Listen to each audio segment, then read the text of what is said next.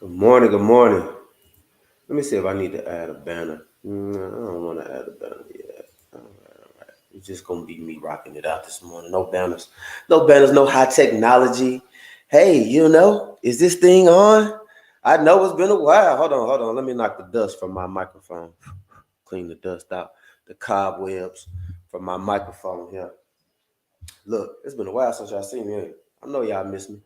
Hey, but listen, my little one, he been sick and he going through some things. So, you know, he's doing well right now. So I'm back on and I think we got everything down in pack. So, the more time I have to be able to do this, the better.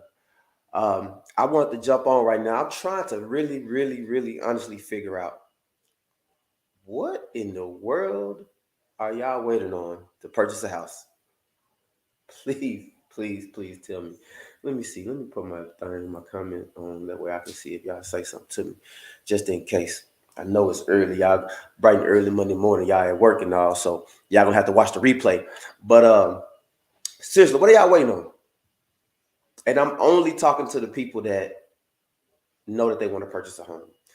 A lot of times people say, you know what, I think I want to purchase a house one day, and I think I want to do this and I want to do that. I'm only talking to the people that know for a fact that they are determined to purchase a house. I'm trying to figure out what in the world are you waiting on. Good morning, Tiff. We got a new homeowner right over here. Congratulations. So listen, I'm trying to figure out what in the Chris Breezy are you guys waiting on? Because listen, I'm here to pretty much attack all the fears. I'm not gonna be long because you know why? Because I want y'all to call me. I want you to call me. If you got any questions dealing with home ownership, please call me.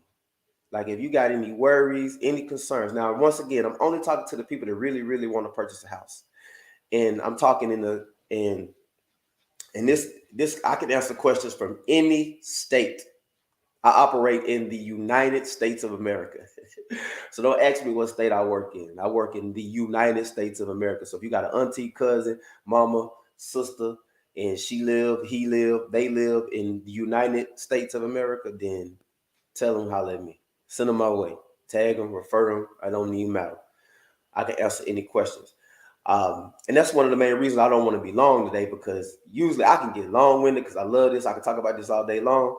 But then we already know y'all attention span is like out the window, right?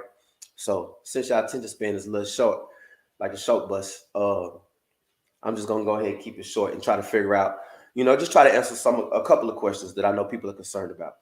So the biggest concern that I know y'all have is the fact that y'all are worried about those interest rates. And the reason why I feel like we got to get that out of our head, like it's almost like we let any little fear, doubt set in, and we're like, oh, I'm not gonna do it. I think I want to do this. I know I want to do this. Oh, it's about to rain. Oh, I'm not gonna do it. Oh, I think I want to do this. I know I want to do that. Oh, it's about to do something else. I'm not gonna do it. Like me personally, if I had a goal for home ownership for my family, there's nothing that can stop that. If the interest rates are high, there's still nothing that can stop that. That just means I probably won't be able to get the house that I want. If it's my first house, who cares? Because it's not my final house, right? See, a lot of times, a lot of y'all are some first time home buyers, and y'all really out here trying to be like, man, I can't get the house, saying it looks like on TV for MTV Cribs. I don't know if y'all remember that back in the day. I'm kind of old. And then it's like, then I don't want to buy no house. That don't make any sense. We need to get out of quit giving money to the people, to the apartments. We need to quit giving money to the apartment people. Um, so I'm gonna talk about two or three things. So first I'm gonna talk about this money that y'all give to the apartment people. So I'm not here to say, home ownership is the end all be all. It's not for everybody. But I always want people to understand that if I can keep from giving somebody some money and get some money back in return, then why not? Um, so let's say we headed into this recession and we jump into this recession and you purchase a house. I would always advise if you're about to purchase a house going into like an economic downturn that we got right now, if you know that you're probably going to move in like 5 years or less, I wouldn't say purchase a home. you might just go ahead and need to keep renting. But if you know that you're gonna be still for a minute, you know that you got a job for a minute, you like your job, you weren't one of the people that they got rid of during COVID, and you know you're gonna be there for a while, then why are we still renting? And like I said, once again, I know home ownership ain't for everybody, so I'm not gonna try to talk it up on you if it's not for you. But just take a listen to this. Let's take a look at this house. Let me share my screen. We're gonna take a look at some couple things. Yes, we are. All right. All right. All right. All right. All right. So I want y'all to look at that. I want y'all to look at this. All right. So look, let's look at this house. First of all, is it slowing down? Yes, it is. Because y'all already know a couple of months ago, houses couldn't stay on the market on 43 days. So this is like a telltale sign that everybody freaking out. People ain't buying. The inventory is slowly creeping back. And because there's no houses lasted 43. I don't care what the house was. I don't care what it looked like, how old it was. It didn't last 43 days. Now I picked this house. Look, y'all see the year. I picked this house because I want to show y'all something. All right. So this house is an old house. I want y'all to look at these sales that was recorded in this house. This house originally, when it was built back in, this originally built in 66, but at some point the sales recorded was worth 61. Let's move up to kind of the current sales. So the current sales in this home in 2014, this house was sold at $125,000, right? So between 2014, now mind you, this was a good time because remember the Obama recession time period. It was back in 2008. Y'all remember, right? And it was kind of ending in 2010, and it was kind of slowing. I guess it was kind of beginning to the ending in 2010, and then we was out of it around 2014. So, and this is probably why this person sold the house, because we was kind of getting out of that recession, and we was on an uptick for the economy. So this probably 9 times out of 10 is why they probably sold. I sold a year too early, right? So anyway, they sold at $125,000, right? 4 years later, 2018, wasn't we killing it in 2018? I mean, this was all before the pandemic, right? So y'all thought that the world was doing good, the economy was doing great, right? It jumped from 125 to 169. So that's almost about what? Almost 50,000 in 4 years. That's almost 50,000 in 4 years. Now, this is what I want to show you. I want to show you some numbers here. Now, if you look from 2018 to 2022, that shit doubled, right? Now, we know what happened wasn't supposed to happen, but it happened. And there was no way that inflation was supposed to shoot us up like that. But inflation shot us up like that, right? So whoever sold this house, whoever bought it this year and then sold it this year, they finna make bank, right? Out of 4 years of increase.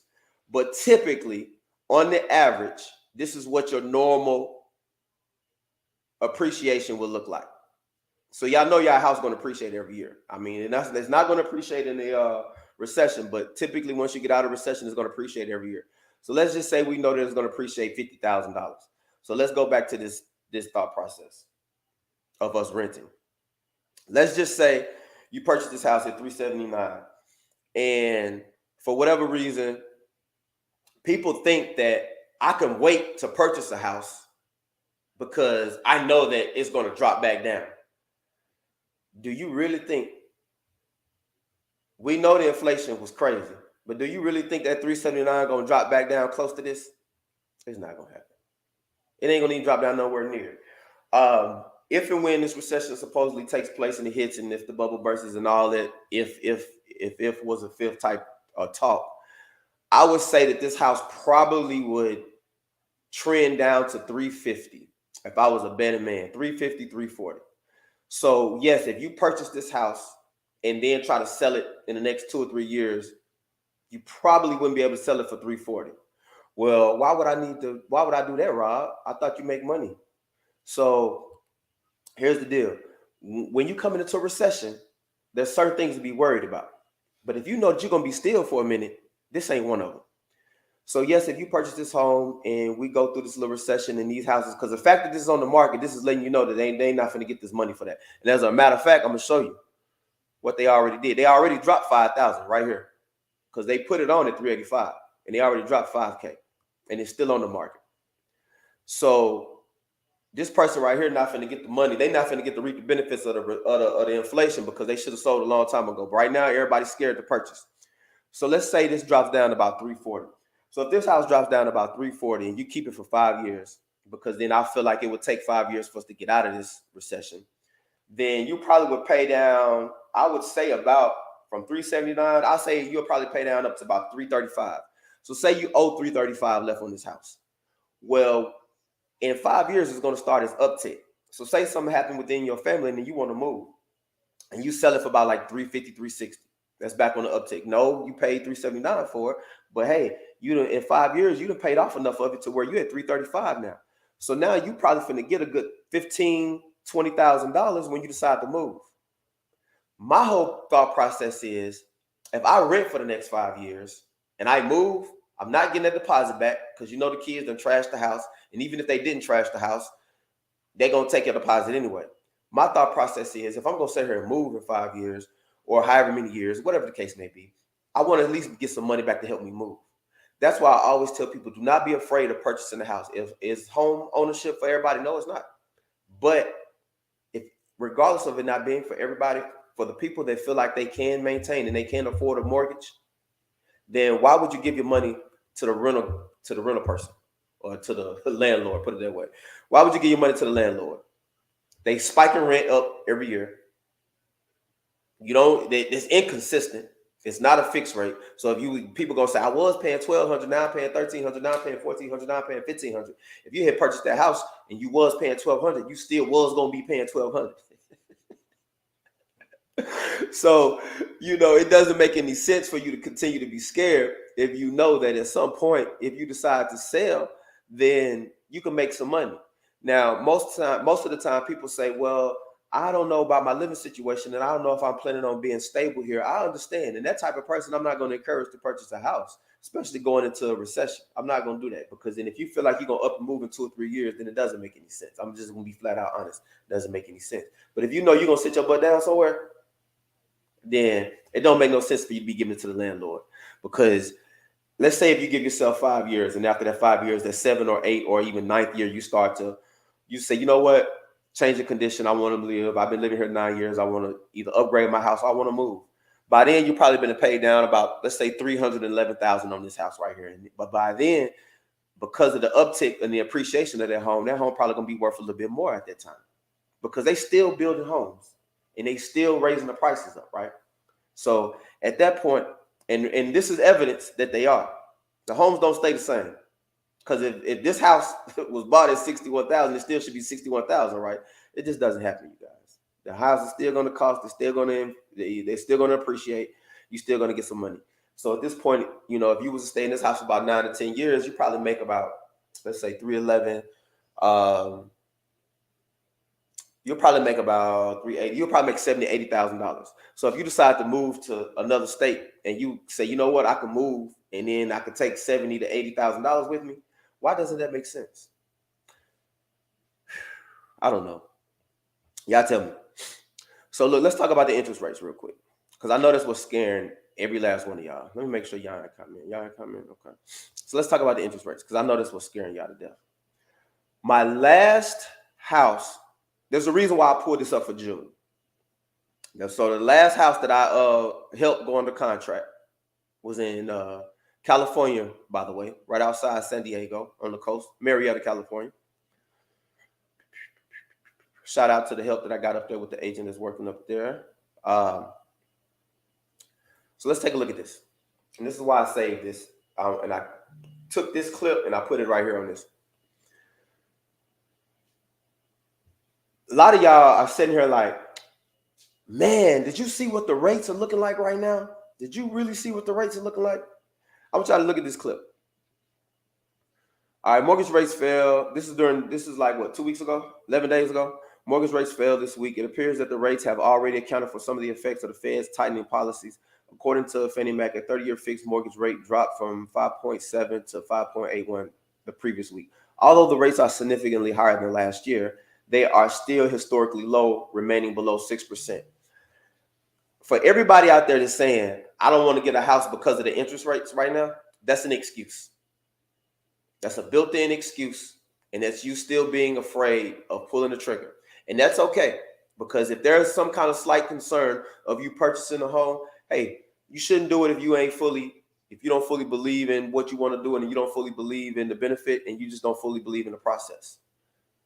But let's stop using excuses that don't exist. A lot of y'all need to talk to a mortgage lender or a real estate agent, and then they'll direct you to a mortgage lender. Now, I have a little knowledge like a mortgage lender, but I'm nowhere near one. But I have a lot of them that I can refer you to. I got ones that I trust dearly. My main mortgage lender for here that works for me is Alonzo Stanley. And I don't mean works for me in the sense of he works for me. I mean he works for me as far as he gets the job done. When I tell you that, he is only when it's talking from an informational standpoint. But there are a lot of people that can point you to the right direction, is what I'm saying. So quit listening to little bits and pieces here, little bits and pieces there. Quit comparing what this person got. If you weren't able to purchase a house at the beginning of last year or the year before last, then no, you didn't get a chance to capitalize on the low interest rates. That was one of those unicorn situations that a lot of people got a chance to capitalize on, a lot of people didn't. But it's nothing to say, oh, well, Tammy got a 3.5. I want a 3.5. If I can't get a 3.5, I ain't trying to buy a house. If you were going to buy a house before you even knew that Tammy was going to get a 3.5, then you still should be willing to buy a house. Now, if you weren't ready mentally, credit score, whatever at the point in time, then I understand that. But now you got to deal with what the rates are now. And then you just have to deal with it and know you ain't going to get the house that's probably that you were looking at. But if home ownership was a dream of yours, then you still need to go after that dream. So this is what I want to show you. When we sat there and went under contract 2 weeks ago, you see, this is a news clipping. I cut this out the article of what it was at the time. You see that the Fed rate was at a 5.8, right? This right here is what my clients got offered from Navy Federal. This is a VA loan. This is what they got offered from Navy Federal. They got offered a 5%. Yes, they was stroking an 800 plus credit score. They got offered a 5% from Navy Fed. Then they were able to buy down, if you look at this, 4.375. So yes, you can actually buy down your interest rate. Now, a lot of people say, well, why would I want to pay that money? Here's the thing. If you can buy it down to have a lower mortgage, to in turn get a bigger home, then that would be something I could recommend you do. If you've done a good job of saving money, then you could possibly do this. Now, a lot of people say, well, I saved up enough money just for my down payment, or I saved up enough money just for my closing costs. Let's talk about that real quick. So pay attention. Don't forget this, right? They were able to buy down to a 4.3. So even though the Fed rate was at a 5.81, they got locked in at a 4.375. And they about to close at a 4.375. Now, yes, it's going to cost them 11 bands for that. Like, hey, full transparency, right? But let me show you this.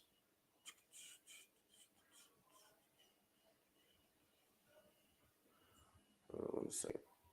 All right. I don't know, why is it clicking on this? All right. So look, hold on. I think I'm gonna have to pull this up on my other computer. But anyway, I'm gonna be able to pull this up. So they were able to buy down to this 4.3 and pay this 11, right? So let me show you. Here it is. I know it had to be on one of these. This is what I just got. So guess what hasn't stopped? The builders. So the builders got excited. They saw a lot of people that was like, the builders was cashing in because the builders was building houses that was probably worth, like, imagine being a builder and you building a home that's worth $150,000 and you get to sell it for $300,000. But because of inflation, now that $300,000 home, you can sell it for $450,000 or $500,000. So the builders was like, let's hurry up and start building houses. Let's hurry up and start building houses. So they've been building like crazy, right? Well, guess what? Because of you guys are kind of fearful for what's going on, what happened was the inventory is now spiking a little bit. And what that means is we got a lot of demand and we got a lot of supply and not a lot of demand. So now they're freaking out. So I just got this email from one of the builders here in Murfreesboro, Tennessee. Remind you, they weren't helping nobody with closing costs. They were like, tough luck, bidding wars, out the frame. Now look what they're doing. They dropping off 2% closing costs if you buy a move-in house, which is basically a house that they already put together, and if you finance it through their mortgage company. Now, most people get fearful when they see if you finance through their mortgage company. I'm here to tell you, a mortgage company is a mortgage company. Yes, some will have different rates, but it's your job to compare, and then you could go to somebody and say, hey, look, Navy Fed offered me this. What can y'all do? You get what I'm saying? Because see, in the sense of if you rock with Navy Fed and you say, well, I'm gonna rock with Navy Fed because I want to buy down to this, then you would have the extra money for that. So then this right here, it says like if you're gonna get 2% in closing costs, they're gonna knock down for, depending on the price of the house, but they're willing to knock down up to $9,000. Right? So let's say they had the same type of points buy down. If you already had 11,000 saved for closing costs, but now you rock with this company and they were able to give you 9.5, you can use some of that 9.5 for furniture if you're okay with having that 5% interest rate, or you could just, use some of that to buy down your points. So let's say in this scenario, what could they have bought down to? So in this situation, they could have bought down to a 4.5, even though you see that the interest rate is a 5.81. In this situation, if they was offering the same origination points and they was the discount points or something similar, they could use some of that money that they just saved on the closing costs and they could buy down to a 4.5. That 4.5 ain't bad at all. My first house, we closed at a 6, by the way. For all these people, for all y'all freaking out, we closed at a 6%. All right, so let me go back to that. So I want to show y'all that because listen, now you're finna get into a situation where it's finna be a good time to purchase. It's kind of like this little small window. It's a small window now. It's finna be a good time to purchase because within this little small window, you can take advantage of some of these builders freaking out that they got too much inventory and they got to get it out. They got to get it sold because it's not enough. It's not enough demand for the inventory that they got, or else they wouldn't be offering this. Because remember, last year when we were selling houses last year, I promise you, I lost a lot of clients only because they was just like, you know what, this is too stressful. I don't even want to buy a home anymore because it was like a bidding war extravaganza. They weren't offering this because they could put a house on the market and people will fight for it and go about $40,000 over it. Now they finna start struggling. That's the only reason they would send me this email. And so like, this is the inventory that they were sending in. And yes, do I agree with the square footage to the per price? No, I don't. So at some point that will come down. But I'm here to tell you something like this. So let me kind of show you how when people say, well, I'll just wait for the housing to drop.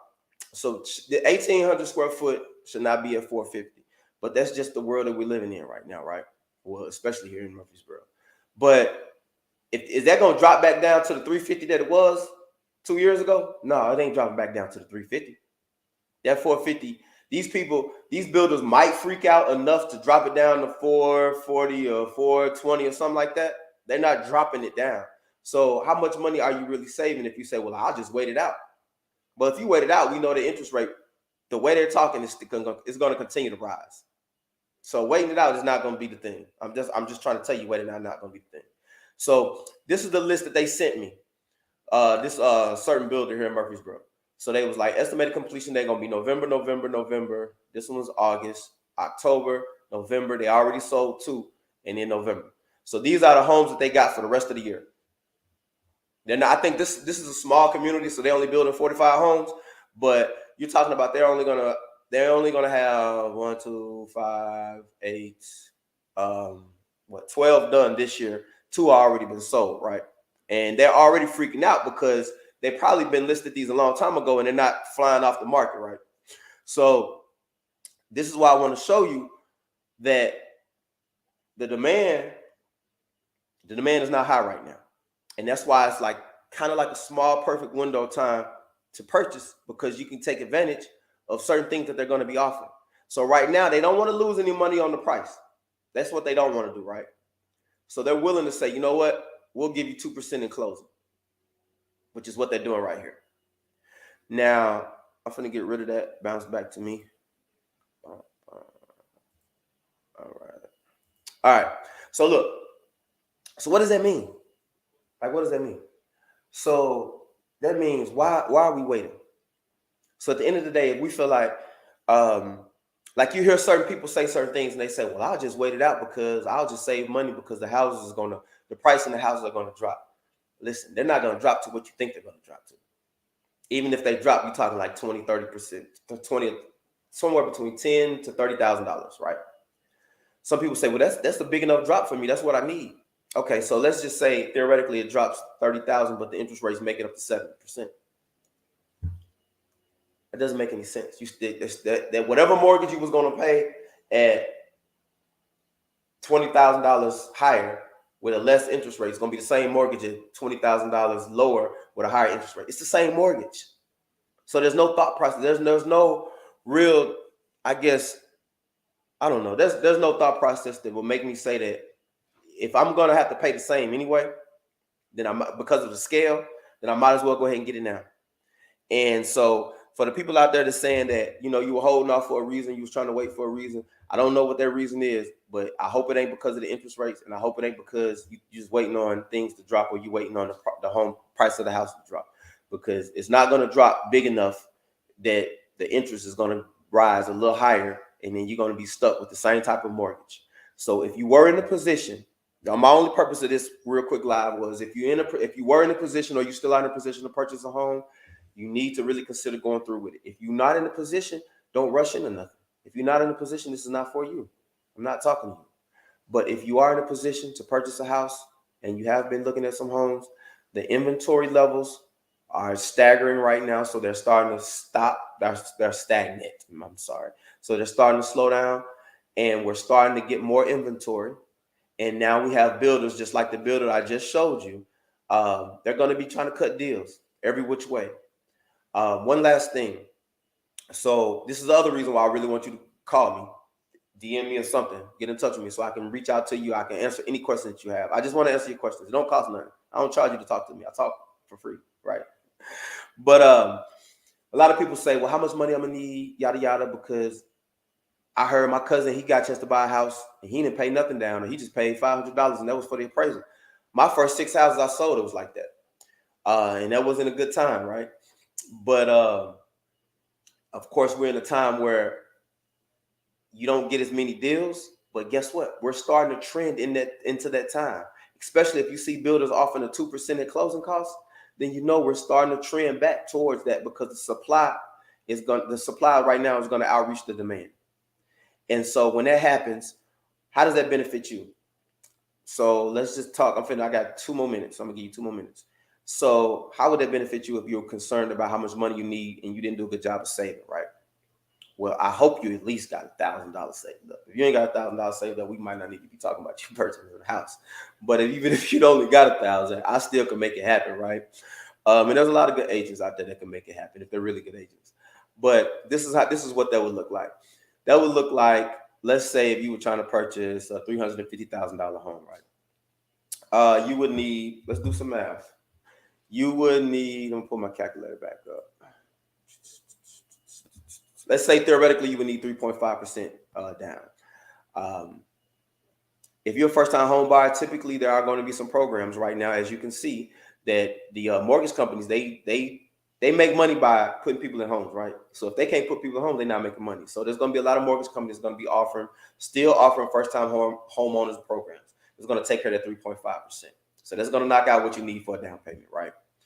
So let's move on to that closing costs. Closing costs here in the state of Tennessee fluctuate somewhere between 2.1 and 2.6%. So let's say on a $300,000 house, let's say you're looking at, I'll say 350. So let's do 350. 350 times, let's say 2.1%. So let's say that on a $350,000 house, you probably need like $7,000 in closing costs, right? And so what if you say, hey, Rob, I only got $7,000 saved up right now, but I really am, I really want to move forward and purchasing my home. Well, guess what? I just showed you that particular, I ain't gonna go back. I don't want to shut the screen, so I'm going to go back to, I just showed you that particular builder was giving away 2%. So you mean to sit here and tell me that you probably be required to pay like $300 or $400-$500 in closing costs? You ain't got to pay no money, right? Especially if you be okay with the interest rate and you don't have to worry about buying down. So now you got mortgage companies that'll probably be willing, especially if they're attached to builders, to take care of your closing costs, or most of it anyway. So now instead of you going in needing that $7,000, you probably only go in needing less than $1,000. So that's how you can purchase a house without, putting forth any money, or without needing a lot of money. Put it that way.